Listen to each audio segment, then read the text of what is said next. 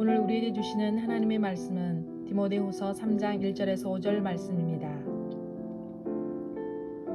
너는 이것을 알라. 말세에 고통하는 때가 이르러 사람들이 자기를 사랑하며 돈을 사랑하며 자랑하며 교만하며 비방하며 부모를 거역하며 감사하지 아니하며 거룩하지 아니하며 무정하며 원통함을 풀지 아니하며 모함하며 절제하지 못하며 사나우며 선한 것을 좋아하지 아니하며 배신하며 조급하며 자만하며 쾌락을 사랑하기를 하나님 사랑하는 것보다 더하며 경건의 모양은 있으나 경건의 능력은 부인하니 이 같은 자들에게서 내가 돌아서라. 아멘.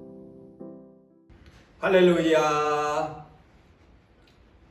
우리 주님께서 이렇게 우리를 향해서 평안의 메시지를 주고 있습니다. 내가 너희에게 이르는 말은 내가 너희에게 평안을 누리게 하려 함이라. 세상에서는 너희가 환난을 당하나 담대하라. 내가 세상을 이기었노라 라고 말씀하시고 계십니다. 그러므로 우리도 예수님처럼 믿음으로 세상을 이겨야 할 것입니다. 요한일서 5장 4절에서 이렇게 우리에게 말씀합니다. 무릇 하나님께로부터 난 자마다 세상을 이긴다. 그러므로 세상을 이기는 것은 무엇이냐? 우리의 믿음이라고 이렇게 사도 요한은 말씀하고 있습니다. 그렇습니다. 우리는 믿음으로 구원을 얻습니다. 믿음으로 말미암아 영원한 생명을 얻었습니다. 그러므로 또한 믿음으로 우리는 비록 이 세상에서 환난을 당하고 여러 가지의 온갖 고통을 당하고 살아가지만은 우리는 이 가운데 하나님의 말씀을 의지하는 이 믿음으로 말미암아 세상을 이길 수 있어야 합니다. 그러므로 로마서 10장 17절에 그리스도의 말씀을 들으면서 믿음이 생겨난다고 말씀합니다.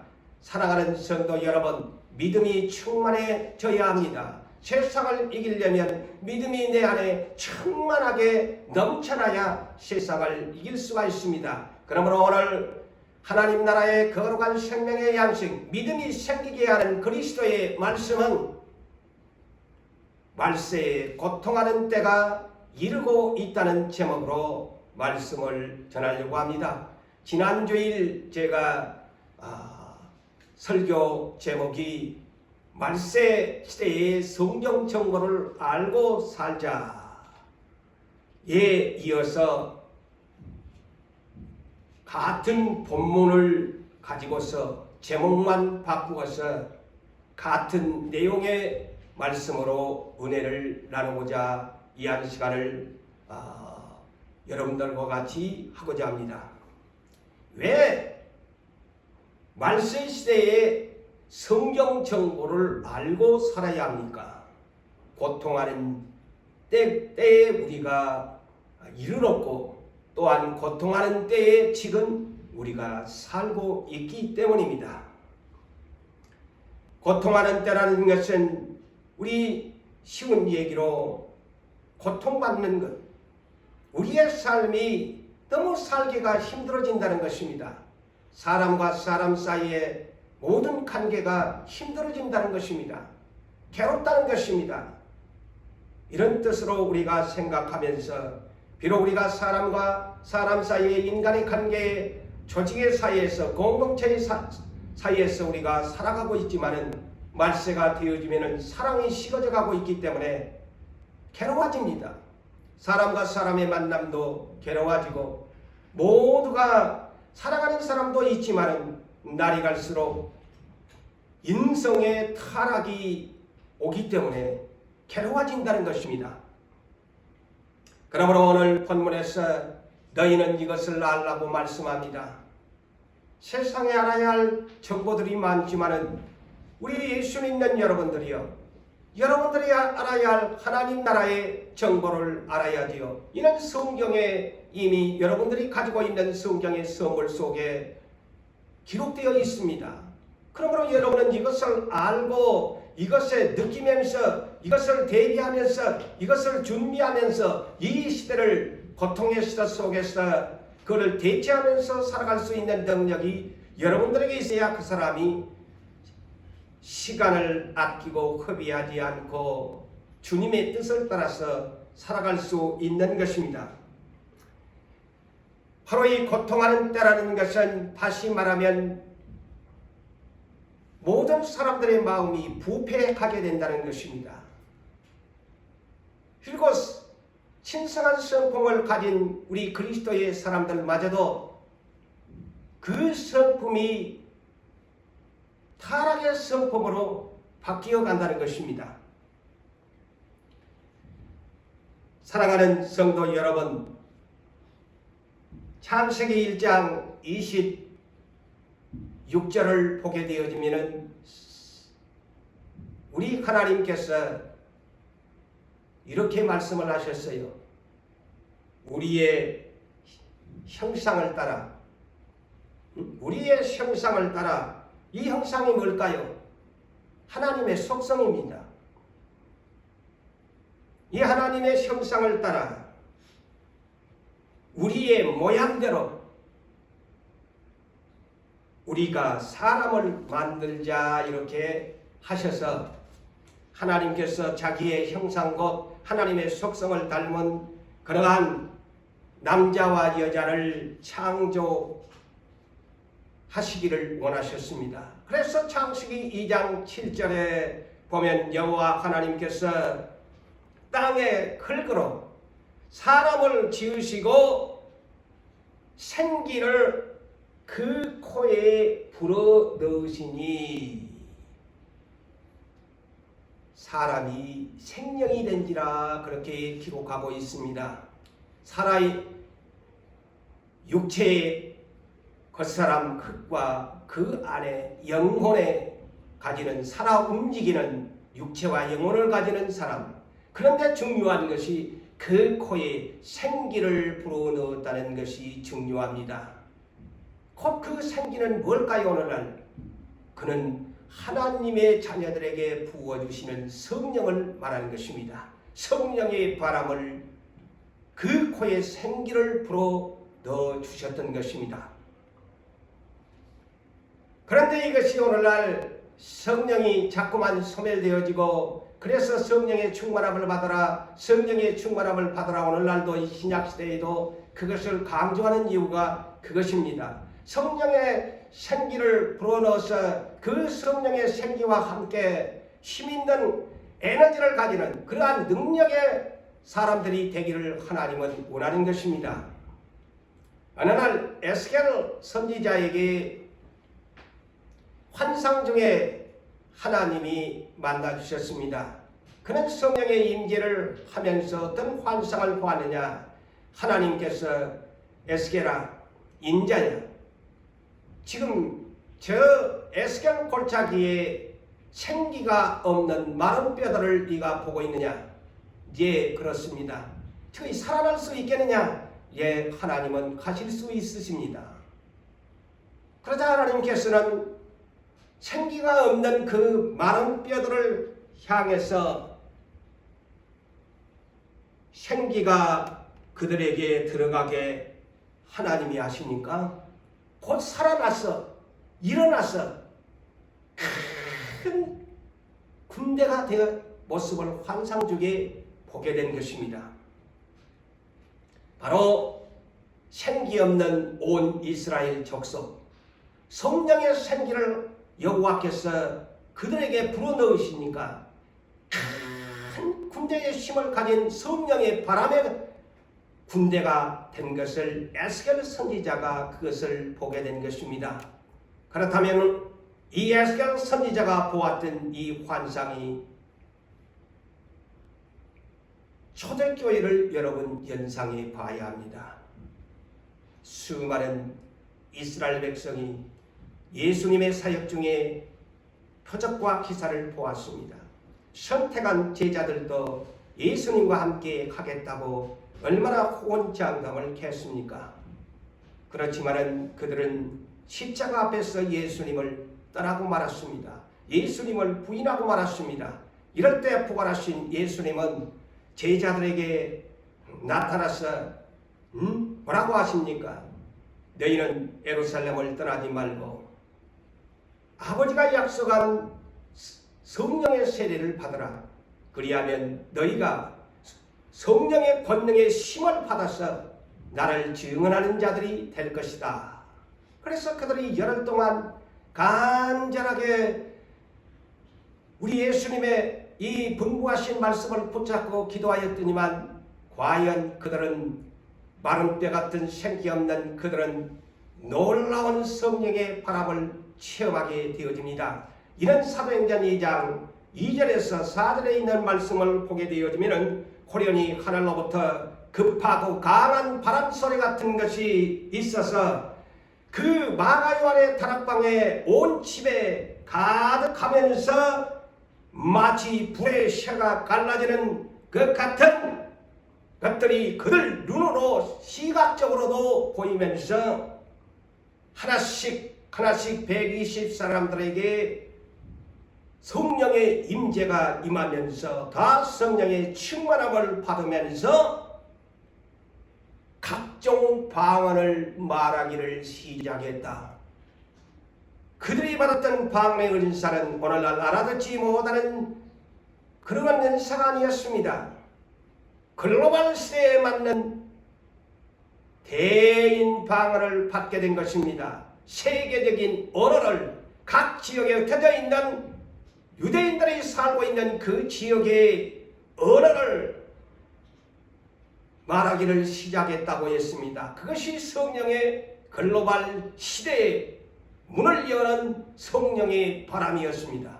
그래서 그들은 힘있는 군대가 됐습니다. 베드로가 하나님의 말씀을 성령에 의해서 증언하니까 하루에 3,000명이 회개하고 돌아오는 군대가 됩니다. 나중에는 5,000명이 돌아옵니다. 수만 명이 이 초대교회의 에스겔 선지자가 환상으로 보았던 것처럼 성령의 생기가 그들에게 임하게 되어지니까 놀라운 성령의 바람의 군대가 돼서 온 세계를 향해서 증언하는 능력의 글로벌의 일꾼들이 되게 된 것입니다.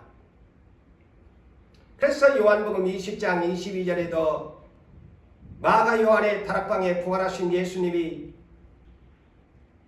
공간을 초월하고 오셔서 두려워 떠는 제자들을 향해서 뭐라고 합니까? 아까도 여러분들에게 인사할 때도 그렇게 했습니다만은 예수 샬롬 하면서 성령을 받아라. 성령을 받으라고 했습니다. 사람은 하나님의 형상을 따라서 지음을 받았습니다. 하나님의 속성을 이어받았습니다. 그리고 성령의 생기를 코에 아담에게 불어넣음과 같이 하나님의 선택한 백성들에게는 성령 세례를 부어주신 것입니다. 그래서 생기 있는 하나님의 사람으로 이 세상에서 살아갈 수 있는 능력을 우리 하나님께서 부어주신 것입니다. 그래서 갈라디아서 5장 16절에도 성령을 따라서 행하라. 그리하면 육체의 욕심을 이루지 아니하리라. 육체의 소욕과 성령의 소욕은 서로 대적하는데 원하지 못하도록 서로가 그렇게 대적을 한다고 했습니다. 그러므로 우리는 성령의 힘을 따라서 성령의 능력을 따라서 우리는 세상에서 살아가야 합니다. 그래서 데살로니가전서 5장 19절에 우리에게 부탁하는 메시지가 뭡니까? 성령을 소멸하면 안 된다. 성령을 소멸하지 말라. 오늘날 예수 믿는 사람들 정말 주의 깊게 살피고 내 자신을 돌아볼 수 있는 가장 중요한 것이 뭡니까? 내가 성령이 소멸되어 가고 있는가? 아니면 성령이 날마다 나는 업데이트가 돼서 충만한 사람으로 변해가고 있는가를 가장 중요하게 여러분 자신들에게 점검해야 됩니다. 자동차를 운전하는 사람이 기름탱크에 기름이 있는가 없는가 매달을 보면서 그것을 체크하는 것처럼 우리 예수 믿는 그리스도의 사람들은 성령을 체크해야 됩니다. 내가 과연 성령의 기름이 떨어져 가고 있는가 아니면 성령의 기름이 넘치도록 내 안에 가득가득 채워지고 있는가를 여러분들이 날마다 체크하면서 살아가는 사람이 지혜로운 사람인 것입니다. 여러분, 노아의 홍수 심판의 이유가 무엇이었을까요? 왜 하나님께서 당신이 선택한 백성을 물로 다 수장을 시키려고 했을까요? 그것은 하나님의 형상을 따라서 지음을 받았던 그 시대의 사람들이 마음의 부패가 되고 만 것입니다. 마음이 부패되고 그들의 인생이 타락했기 때문인 것입니다. 그래서 창세기 6장 3절 이하의 말씀을 보게 되어지면 그때 시대만도 사람은 천년 시대를 살아가는 사람들이었습니다.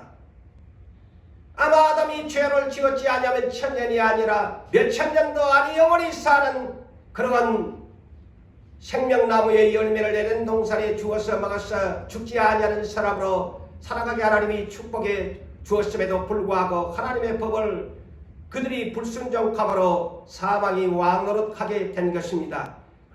그때 그런 당시에 969살을 사는 무두셀라를 비롯해서 아담도 930세, 홍수 마지막에 살아가는 노아도 950세를 생애를 살았다고 이렇게 성경은 기록하는 것을 보면 천년 시대를 무난하게 그들은 살아가는 사람들이었습니다. 그런데 하나님께서 어느 날 노아 600세에 여호와께서 나타나서 앞으로 내가 이 인생들의 날수를 120년으로 끝을 맺고 모든 인류를 물로 내가 심판하게 될 것이다. 그러므로 너는 방주를 준비해라 했습니다.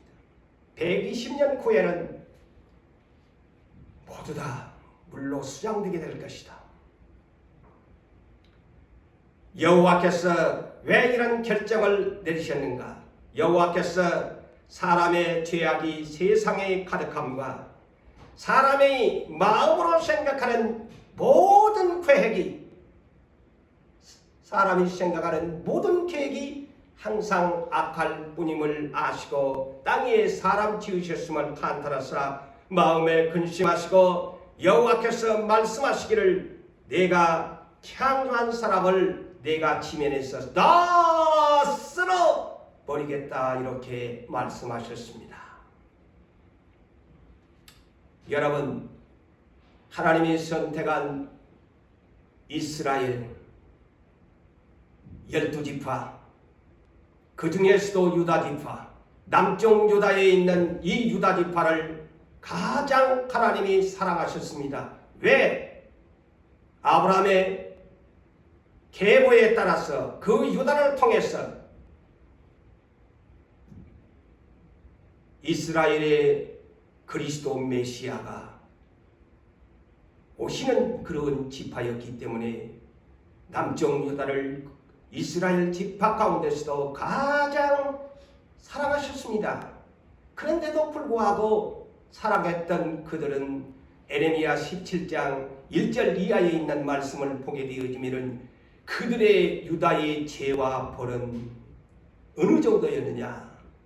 유다의 죄와 벌은 금강석 다이아몬드 철필로 마음판의 제단에 뿔에 새길 정도로 죄가 지울 수 없는 죄가 있어서 에레미야 선지자는 유다 백성을 향해서 회개를 촉구하면서 너희들이 너무나 하나님과의 마음에서 멀어졌다. 하나님을 의지하냐고 사람을 의지하고 자기의 힘을 의지하고 이웃 나라를 의지하고 다른 신들을 의지하는 이 죄를 보고 하나님이 맹렬한 진노의 불을 너희에게 쏟아붓게 될 것이다. 그래서 아무리 솔로몬이 아름답게 다윗의 설계도에 의해서 성전을 거두겠지만 그 성전도 완전히 하나님께서 그냥 부숴버린 것입니다. 그리고 그 유다 민족을 바벨론에 의해서 70년 동안 유다를 멸망시키고 타국에 가서 종살이를 하게 만들어버렸던 하나님의 진노의 잔을 우리는 기억해야 될 것입니다. 그래서 우리 하나님께서 에레미야 17장 9절에 이런 말씀을 하시지요. 만물보다 거짓되고 심히 부패한 것은 무엇이냐? 사람의 마음이다. 마음의 부패, 심히 부패한 것이다. 어느 날 예수님이 제자들을 데리고 가시고 또한 어떤 장소에서 또한 어떤 음식도 잡수시고 그러십니다. 그래서 어떤 분들은 예수님이 세리들과 음식을 먹으면 죄인들과 함께 먹는다고 바리새인들이 서기관들이 흉을 보고 비방을 했습니다. 어느 날도 예수의 제자들이 손을 씻지 아니하고 떡을 먹고 있었어요. 그것을 바리새인과 서기관들이 유심히 보다가 하나의 장로의 유전을 지키지 아니하는 전통적인 유전을 지키지 아니하는 것을 보고 당신의 제자들은 어떻게 손을 씻지 아니하고서 떡을 먹습니까? 예수님을 에게 질문합니다.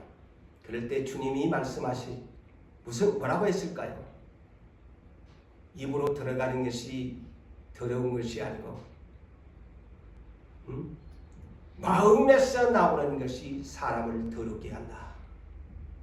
왜 시가는 자여 바리새인들과 서기관들이여 입술로는 너희가 나를 존경한다고 말을 하지만은 마음은 내게서 멀도다. 마음은 내게서 멀도다. 마음은 내게서 멀도다.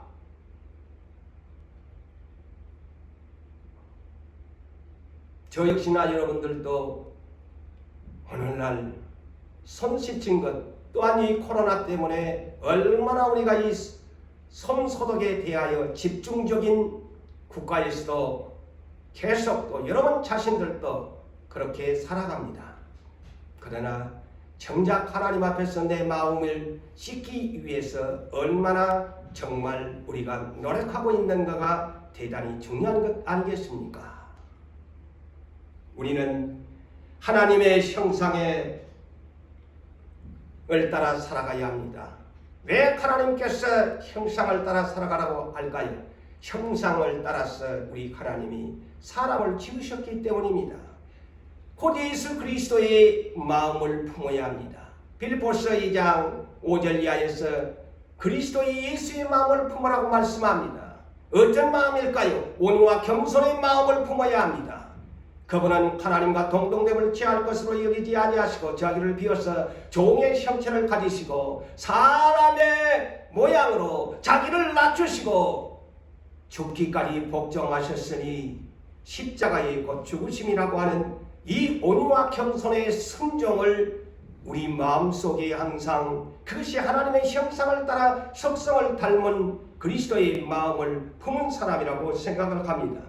그래서 우리는 신령한 신성한 성품을 우리는 가지는 사람이 되어야 합니다. 베드로후서 1장 4절에서 11절에 있는 말씀을 보게 되어지면 그 보배롭고 지극히 큰 약속을 우리에게 주사 이 약속으로 말미암아 이 큰 보배의 약속이 뭘까요? 천국의 상속자의 약속입니다. 너희가 정욕 때문에 세상에서 썩어질 것을 비하여 신성한 성품에 참여하는 자가 되게 하려 함이라. 그러므로 너희가 더욱 힘을 써서 해야 할 것이 무엇이냐? 너희가 믿음에 그랬어요. 자, 믿음에. 자, 믿음은 어디에서 믿어집니까? 마음입니다. 대단히 중요합니다. 지금 마음 얘기를 하지요. 믿음은 그리스도의 말씀을 들음으로 생겨난다고 했는데 이 믿음은 어디에서 믿어지느냐? 머리에서 믿어질까요? 아닙니다. 손과 발에서 믿어집니까? 내 심장에서 믿어집니까? 아닙니다. 로마서 10장 10절이 마음에 믿어 의에 이르고 마음에 믿어지는 겁니다. 그래서 마음이 얼마나 중요한 것인지요. 마음에 믿어져야 돼요. 마음이 타락이 되면 부패가 되면 믿어지지 않습니다. 그래서 너희 믿음의 덕의 지식의 절제의 인내의 경건을, 경건의 형제 우애를, 형제 우애의 사랑을 더하라. 그래서 여러분, 천국에 구원 얻는 자 믿음으로 얻는데 믿음으로만 가르치면 안 돼요. 믿음의 7가지를 더해야 하는 것을 가르쳐 줘야 됩니다. 믿음의 7가지를 더 업을시켜라. 이 얘기지요. 그것이 뭐냐? 믿음의 덕부터 사랑까지. 이런 사람은 예수 그리스도를 알기에 게으르지 않는 충성된 사람이 되어지고 열매 없는 자가 되지 않는 사람이 되고 맹인이 아니다. 앞을 못 보는 그런 영적인 맹인이 아니고 이같이 믿음의 7가지를 업데이트를 하는 사람은 어떤 사람이냐? 언제든지 시험에 들지 않고 실족하지 아니하는 사람이고 이같이 하면 우리 구주 예수 그리스도의 영원한 나라에 들어감을 너희에게 넉넉하게 패스하게 될 것이다.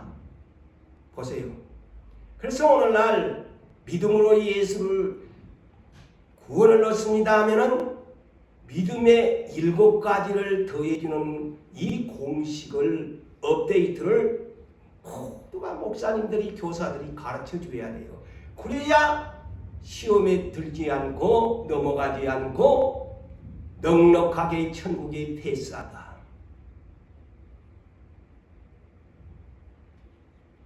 오늘 본문에 너희는 이것을 알라고 말씀합니다. 이것을 알라고 합니다. 말세에 고통하는 때를 알라고 합니다.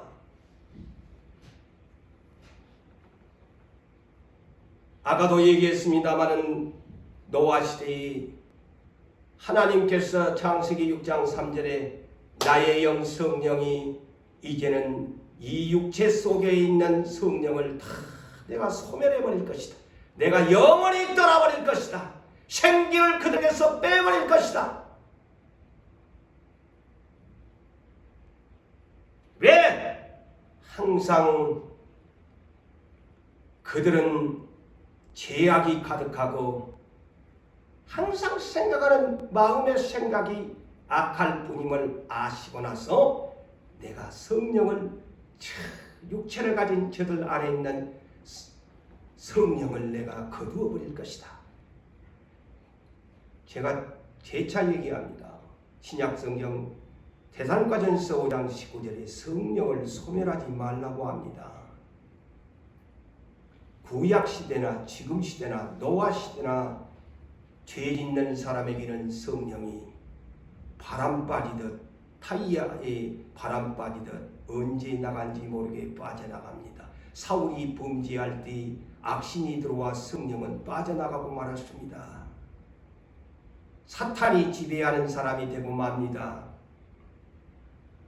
하나님의 형상을 잃어버리고 곧 신성한 성품에 참여하지 아니하는 마귀의 속성을 따라 마음이 부패하고 인성이 타락된 사람으로 이 마지막 때에도 노아 시대에도 그랬다는 것입니다.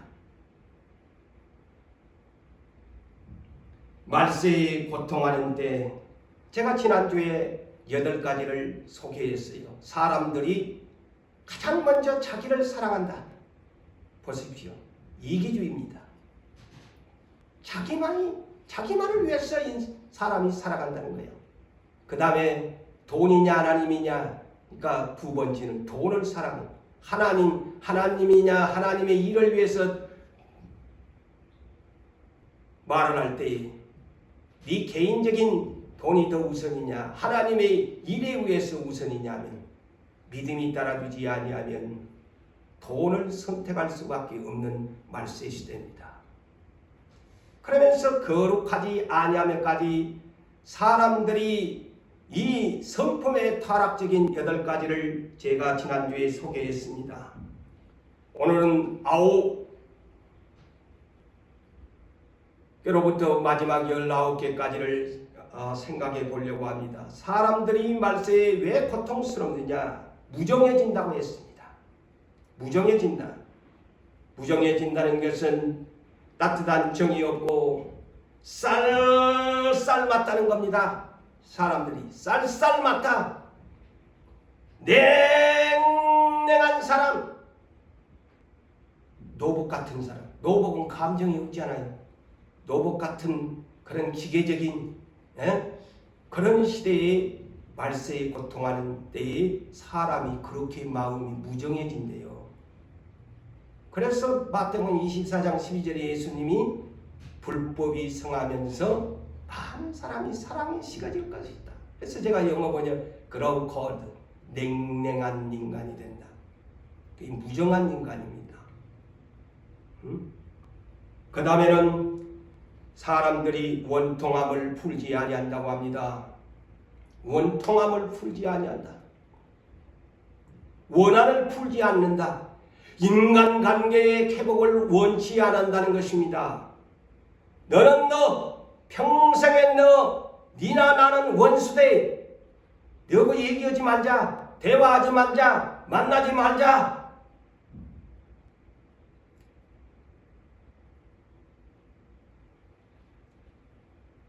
서로의 자존심 싸움, 용서가 없는 그런 말세 시대니까 고통스럽지요. 한 번 등을 돌리면 영원한 내가 먼저 내가 잘못했어, 미안해, 사과해, 그 말이 하기 싫어서 서로가 원한을 풀지 아니하면서 살아간대요. 말세 시대에는.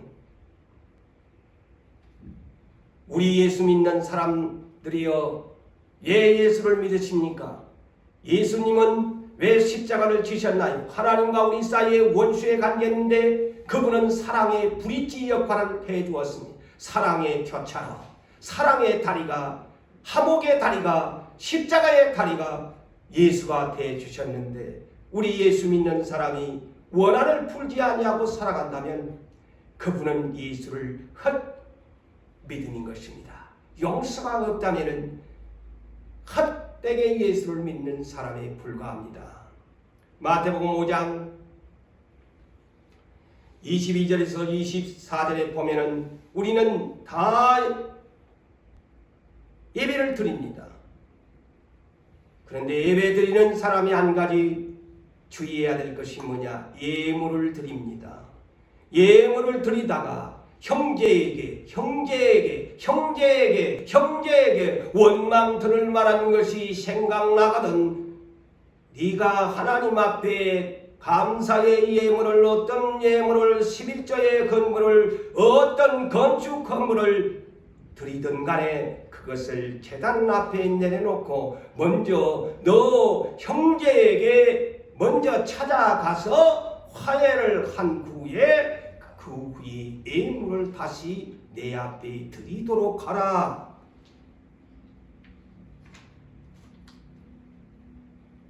내가 아무리 하나님께 많은 기도를 하고 예배에 빠지지 아니하는 사람이라고 할지라도 형제와의 화목의 관계를, 자존심을 내려놓지 아니하고 예수님처럼 꿋꿋하게 세우고 네가 나에게 화해를 청할 때까지는 나도 화해를 청하지 않겠다고 한다면은 그 사람은 지금도 역시 예수님은 그분을 위해서 다시 십자가를 져야만 합니다. 그래서 마태복음 18장 35절에 이렇게 예수님은 말씀합니다. 너희가 각각, 잘 들으세요, 마음으로부터 이 마음의 부패성을 말하는 것입니다. 용서 없는 사람, 원한을 풀지 않는 사람, 마음으로부터 형제를 용서하지 아니하면 나의 하늘 아버지께서도 너를 그와 같이 용서하지 아니할 것이다. 사람들이 말세에 고통하는 때가 왜 고통합니까? 사람들이 모함한다는 겁니다. 중상모략을 합니다. 사람들에 대해서 요한계시록 12장에 보면은 사탄의 속성이 뭡니까? 참소입니다. 자꾸 일러 바치고 고해 바치고 이간질을 시키는 것이 한데 그 사탄을 닮아가지고 자꾸 모함합니다. 여러분 얼마 전에도 서울 부산 선거전을 했지요. 항상 우리나라에 이 클 때마다 등장하는 것이 흑색 네거티브입니다. 그렇죠? 흑색 네거티브. 얼마나 비방합니까? 뭐 하나 흠을 잡아내가지고 그것도 정확하지도 않은데 믿져봐야 본전이다 하고 모함을 합니다. 상대방을 완전히 불순한 자로 만들어버립니다. 오늘날 여러분들이 스마트폰을 가지고 있지만은 얼마나 아플 시대입니까?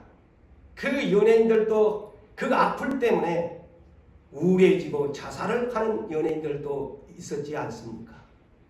이 마지막 때에 이 아플 시대 사람을 중상모략하고 네거티브하는 그러한 시대에 우리가 살고 분명히 있지 않아요?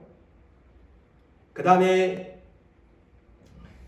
또한 사람들이 왜 고통하느냐?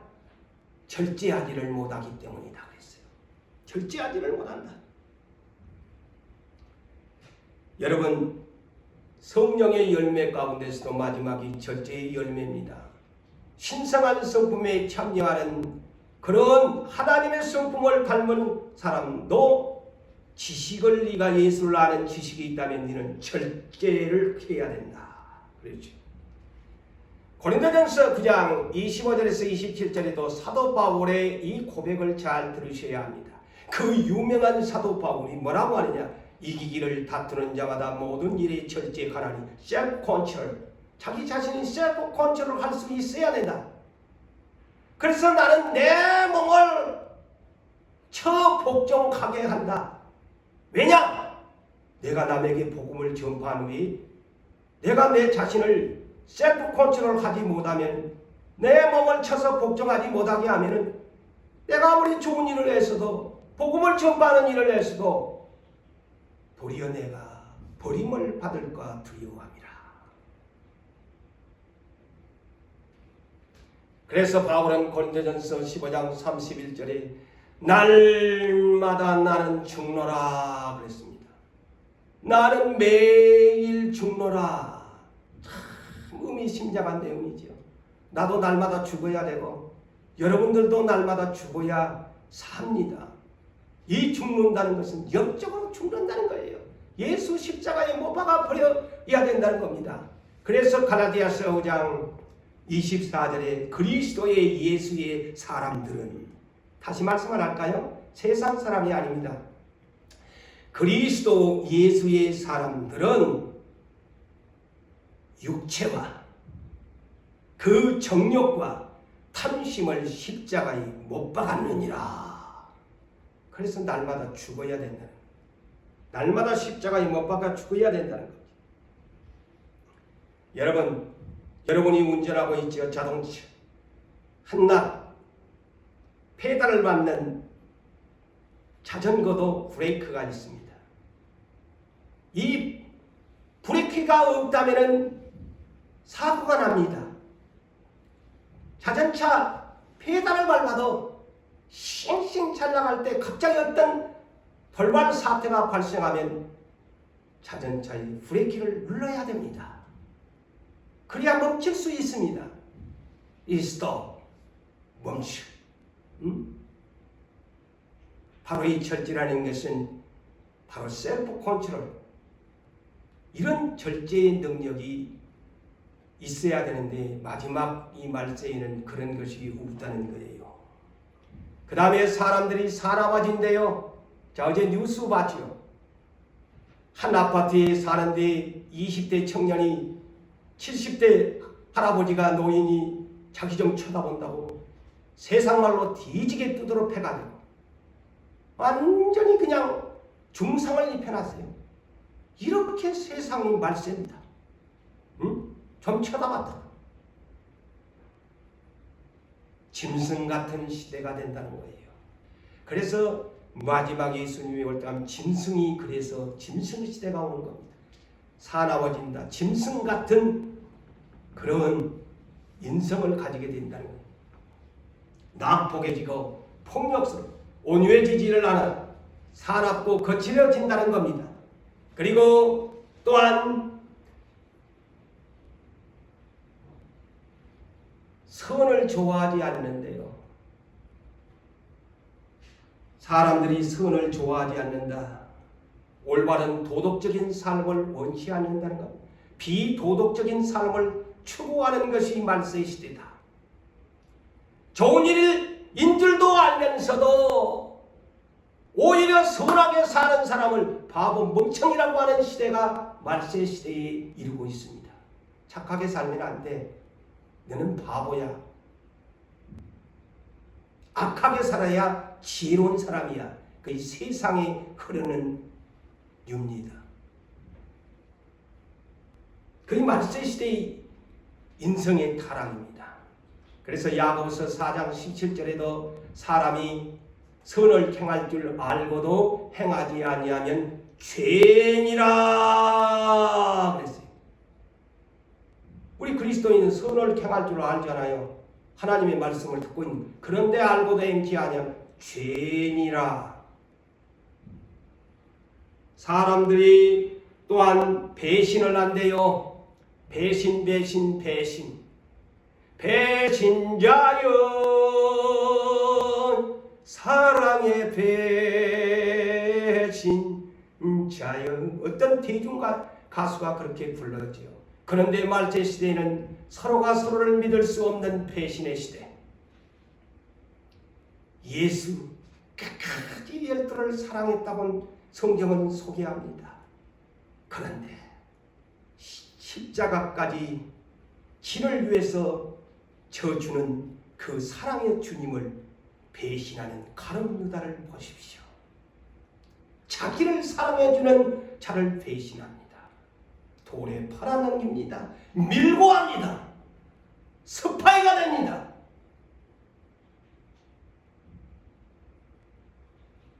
이스라엘 어느 민족이 받을 수 없는 성경의 선물을 하나님의 인재를 받았던 이스라엘, 하나님을 배신합니다. 열국을 섬기고 우상 숭배를 서슴지 않았습니다. 이스라엘은 배신의 나라였습니다. 그래서 하나님이 오늘날 저 이스라엘, 저 성전이 왜 없습니까? 배신의 나라였기 때문입니다.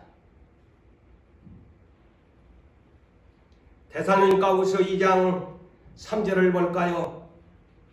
3절을 보니까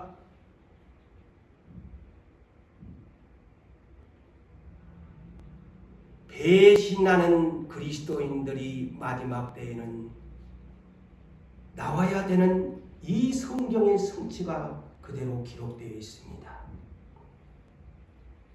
누가 어떻게 하여도 너희가 미혹되지 말라.